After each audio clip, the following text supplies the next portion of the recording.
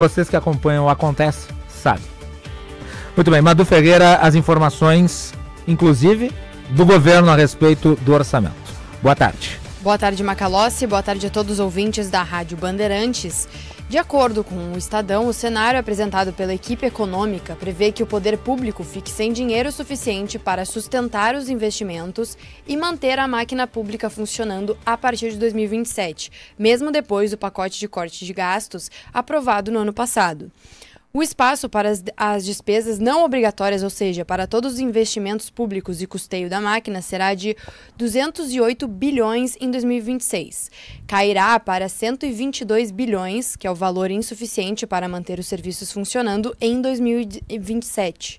59 bilhões em 2028 e 8 bilhões em 2029. A lei que institui o arcabouço fiscal estabelece que o nível mínimo de despesas não obrigatórias necessárias ao funcionamento regular da administração pública é de 75% do valor autorizado. Esse nível é de 170 bilhões de reais, considerando o orçamento de 2024.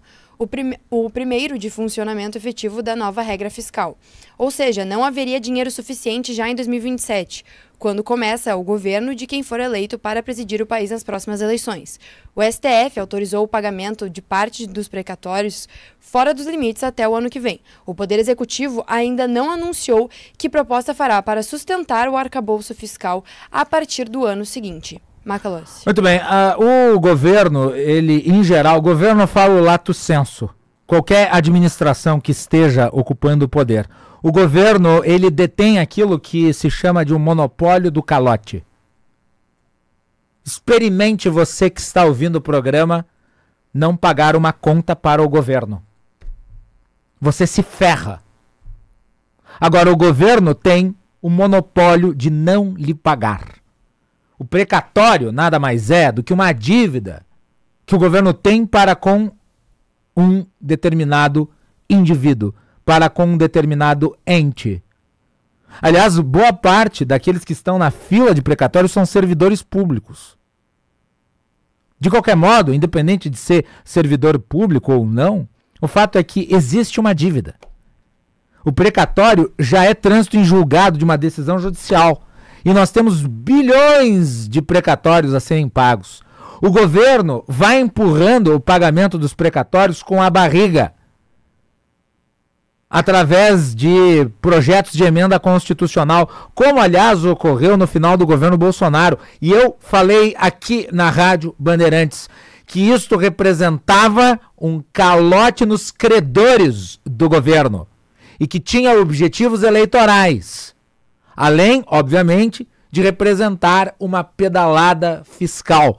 Porque se os precatórios tivessem a obrigação de pagamento naquele ano, no ano final da administração de Jair Bolsonaro, a meta superavitária que havia sido acordada com o Congresso não teria sido cumprida. E agora nós temos uma decisão judicial mantendo os precatórios fora do arcabouço fiscal, mas com prazo de validade. E é aí que entra o problema do governo, porque fatalmente isso terá de ser contabilizado dentro do arcabouço. E isto é uma bola de neve. São mais de 100 bilhões de reais que devem ser pagos em algum momento. Claro, nada impede que daqui a 2 anos, no limite, se encaminhe uma nova proposta para adiar o pagamento dos precatórios. Mas a pergunta que fica é a seguinte: quantas vezes nós teremos de adiar pagamentos e de dar calotes nos credores do governo para poder constituir um eixo de arrumação na economia que viabilize os compromissos que o governo tem, inclusive com estas decisões judiciais? Um ponto importante sobre o orçamento federal, e eu venho batendo nisso já há muito tempo. O governo arrecada trilhões de reais. Ao mesmo tempo, o governo tem trilhões de reais em despesas obrigatórias. Por exemplo, gasto previdenciário. Por exemplo, folha de pagamento. Por exemplo, gasto em educação, gasto em saúde. Essas despesas são carimbadas e elas consomem quase todo o orçamento. Para você ter uma ideia, hoje, o volume de recursos à disposição do governo para investimentos é na ordem de 200 bilhões de reais. Desses 200 bilhões, Pepão, mencionei aqui, mais de 50 ficam sob mando do Congresso Nacional. Então, na prática, o governo detém controle discricionário sobre uma fatia de 150 bilhões. É isso que o governo tem, por exemplo, para fazer obra. Obra de infraestrutura, de logística. Que é necessário. O Brasil tem pouca infraestrutura, tem pouca logística, tem um déficit terrível que impõe um custo, onera os produtores, diminui a nossa capacidade de crescimento. O Brasil tem poucos recursos à disposição nos gastos com investimento e muito recurso comprometido com custeio. E isso está engessando a administração pública, aliás, nos 3 níveis. Mas, sobretudo, na União, de modo que, em pouquíssimo tempo, essa relação, essa inversão, ela vai fazer com que não hajam recursos disponíveis para que o Estado possa investir. Caso, por exemplo, relativo aos chamados gastos discricionários que eu mencionei. Até 2029, nós teremos aí pouco mais de 9 bilhões de reais à disposição. Porque eles serão consumidos dentro desta bola de neve que representa o crescimento dos gastos obrigatórios, as despesas, com uma trajetória de dívida explosiva. Uma trajetória de dívida explosiva que pode chegar aí a mais de 90%, a depender do cálculo da instituição, mas todas elas apontam para o crescimento da trajetória da dívida pública. Isso se chama insolvência. É claro que o Estado é diferente de uma empresa. O Estado não é uma empresa. Uma empresa, se vai à bancarrota, ela pode deixar de existir. O Estado não deixará de existir. Mas eu acho que os gaúchos sabem muito bem o que acontece quando o Estado vai à insolvência. Quando o Estado vai à insolvência, todos os serviços prestados pelo Estado, eles tornam-se ruins ou eles deixam de ser funcionais. E o Rio Grande do Sul vivenciou isso por,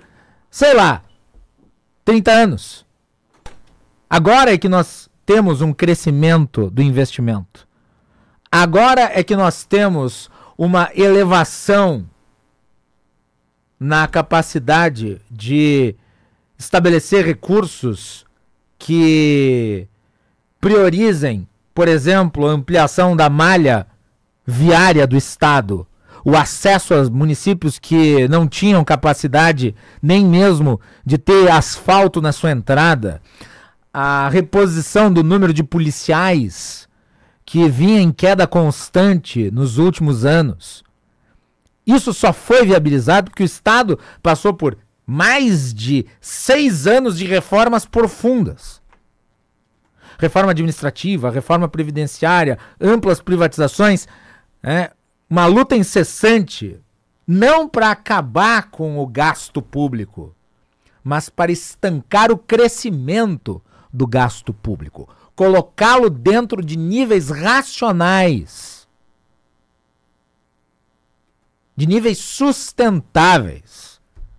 E é isso que nós não temos em nível federal. Muito antes, pelo contrário. O que nós temos em nível federal é a escolha pela gastança. Quais são as medidas que o governo está tomando?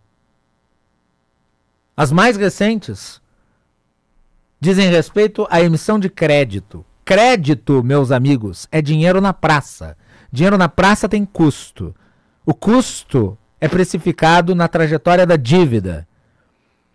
Aquela política que foi lançada recentemente do crédito consignado sob a carteira de trabalho é nada menos do que crédito sendo emitido pelo governo, que representa custo. As medidas fiscais estão desancoradas, essa é a expressão econômica, estão desancoradas das medidas monetárias. É por isso que o Banco Central se vê forçado a elevar os juros, porque é o único instrumento que o Banco Central tem para tentar compensar a política fiscal desarrazoada que temos. E eu mencionei também aqui no Bandeirantes Acontece, quem acompanha o programa sabe disso, tintim por tintim. Eu mencionei aqui a manifestação da Simone Tebet, que é a ministra do Planejamento. Ela deu uma entrevista e disse: o espaço para podermos fazer o ajuste de contas será depois da eleição. A pergunta que fica é: esse espaço será adequado? E qual será o custo de adiar a solução para só depois da eleição, considerando que temos ainda mais de ano e meio pela frente?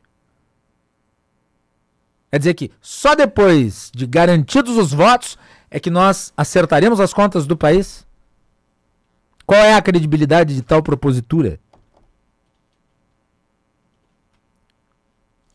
É com esse compromisso político que o governo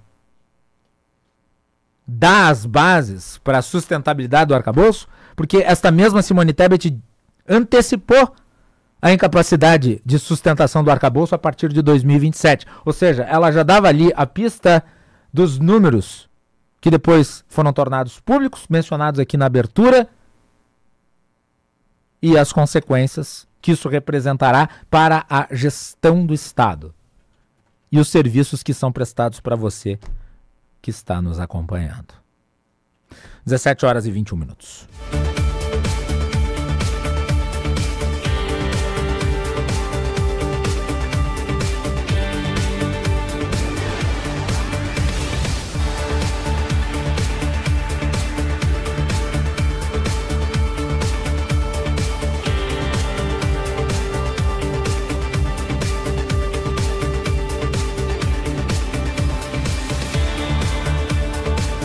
Muito bem, vamos com as informações do trânsito aqui nas ondas da Rádio Bandeirantes com a Dani Pita. Serviço